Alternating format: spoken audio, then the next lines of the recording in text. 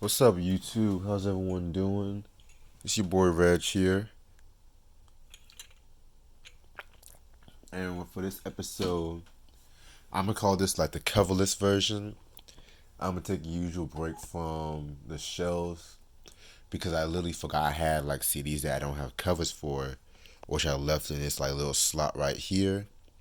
So with that being said, let's get started.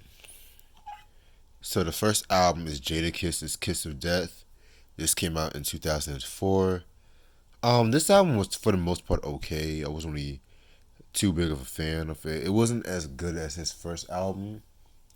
I felt like this album, the first half of the album was started off pretty mediocre. Then like the second half is where it started really picking up. So yeah, this album, was known for songs like Why, Time's Up. Yeah. Jadakiss fans, I would definitely recommend. Then we have Darnell Jones with Where I Wanna Be. This is his second studio album on the Face. Very dope album. In my opinion, his first two albums are my favorite. I need to get my hands on his first album. I don't think I have it, but yeah, man. With this album, he definitely took more creative control. Like the song "You Know What's Up," that was like a big song. The OG and the remix with Left Eye. Yeah, very dope track, very soulful. Definitely need to talk about this album one day. Then we got Mickey Howard. Her self-titled album that came out in '89. Yeah, this album was another very dope album. Late '80s R&B and stuff like that. You guys know who Mickey Howard is. She performed in Malcolm X as I want to say she was Billie Holiday. This album has songs like "Come Home with Me," the cover of the Aretha Franklin classic "Until You Come Back to Me," "Love Under New Management." I mean, yeah, this whole I kind of feel like it's one among her best albums and whatnot. Then I got on Mace Harlem World, which I've recently done a review on this album. Shout out to Try for hooking me up with the CD with the cover. Yeah. Then we got MP The Last Dawn by Master P. This is came out in '98. Originally this was supposed to have been his quote unquote last album, but he came back like I want to say like 1 year later with Only God Can Judge Me, which I'm not a big fan of that Only God Can Judge Me album. In my opinion, I felt like it was kind of the beginning of the end for No Limit because around this time, the Beats by the Pound where it kind of had a falling out with Master P. This album was okay for the most part. It has tracks like Make 'Em Say Two. You had Ghetto Love. Family Business. Not as strong as Ghetto D, but I fuck with it. Classic No Limit. Then we got Brian McKnight with the Anytime album. This came out in 1999. Very dope album. This is really the album that really broke Brian McKnight out because he did his thing like back in like I want to say like back in the early to mid '90s and shit like that. But it wasn't until like the late '90s is where like he really started becoming more. He really started becoming like more popular and stuff like that. You know what I'm saying? Him signing to Motown and shit. So yeah, man, I gotta talk about this album one day. Gotta talk about this one. Okay. Okay. Sometimes these CDs get stuck together. So then I got MC Hammer. Please Hammer, don't touch, don't hurt him.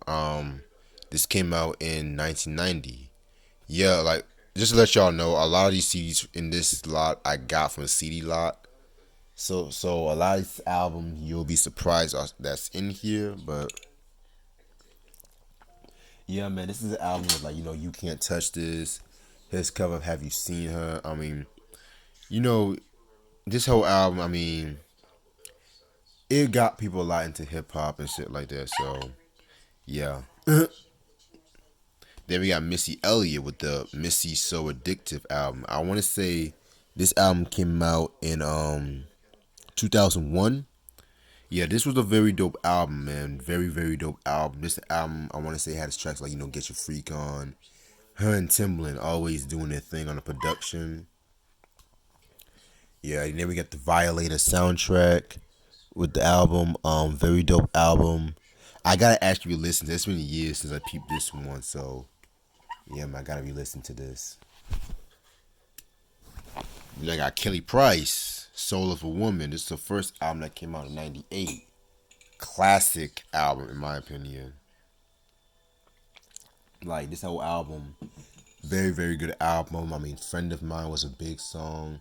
The title track, I mean, yeah, man, very good album. Classic. Probably my favorite album from Kelly Price, to keep it a buck with y'all. It's a hit when these CDs get stuck together, but still. Then we got Twister, Kamikaze. This came out in 2004. To be real with you, not a fan of this album. I felt like I'm not the biggest Twister fan, but I like some most of his earlier stuff, like the first Adrenaline Rush album, the unreleased Resurrection album that was supposed to have came out in '94. I mean, this album has tracks like Overnight Celebrity, which I fucking hate. Slow Jams with Jamie Foxx and Kanye, which I like, but it's one of those songs I kind of get tired of sometimes. But yeah, man, not a big fan. I'm glad I got this album in my collection though, because it's a Twister album, but still. Then we got the BT Planet Groove compilation that came out in '99. I mean, very good compilation of R&B songs of that time. Planet Groove was like old BT show. You know what I'm saying? Then we got Stevie Wonder, Conversation Piece. This came out in '94. '95. Very dope album. This album he kind of worked with his classic period producers like Cecil and Malcolm and stuff like that. So For Your Love, I love that track. For Your Love. Yeah, man. Then we got what's this album? Shantae Moore, The Moment Is Mine. This came out in '99. Very solid album. You know what I'm saying? This was the album with songs like Shantae's Got a Man. I Gave Love. Very, very dope album. Then we got Billie Holiday with Love Songs. Yeah, man, this was like a compilation of Billie Holiday songs. Rest in peace, Billie Holiday, legendary jazz artist that was taken away from us way too soon. Then we have John Forte with the Poli Sci album. It's been a while since I peeped this album, so yeah, I've heard some things about John Forte. This is just a bonus CD of Encore. Not how I feel about Encore, so I could care less about the bonus CD. Then we got Drew Hill with the Jew World Order album. This came out, I want to say, 2002. Yeah, not a fan of this album, to keep it a buck. Like, I'm more of a fan of the first two Drew Hill albums, but when they had their personnel issue and they added the fifth member, yeah, that was the beginning of the end for them, in my opinion. Then we got Snoop Dogg with the Doggy's Angels album and stuff like that. So this was like Snoop's girl group. Yeah, this was pretty hot. Do or Die. Picture this, classic, classic, classic album in my opinion. Like Do or Die, in my opinion, there's definitely another group from the Midwest, that definitely influenced the whole fast tongue rapping and shit like that. So yeah, man, definitely I gotta talk about that album one day. Club Nouveau with Life, Love and Pain. Very dope album. This was the album with songs like Why You Treat Me So Bad. Their cover of Bill Withers' Lean on Me, which actually got them a Grammy. Yeah, man, very dope.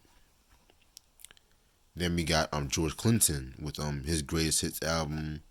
I want to say this came out 1996. Capital.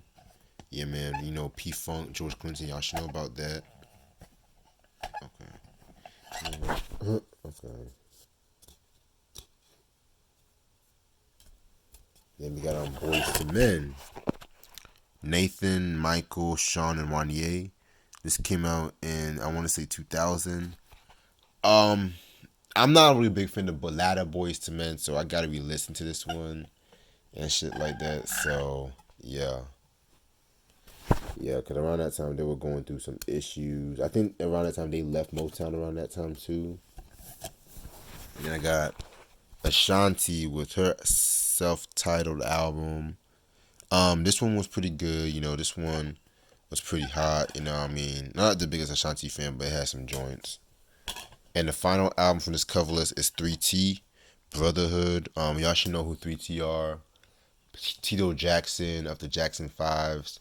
That's his group. I mean, that's his sons and stuff like that. So yeah, man, very, very, very good album and stuff like that. Anything 24/7. Yeah, this was very hot. This was enjoyable. And that's all of the albums on my cover list version and stuff like that. I'll probably do another episode this week. I just have to fix some things with my camera. So, thank y'all so much for watching. Peace.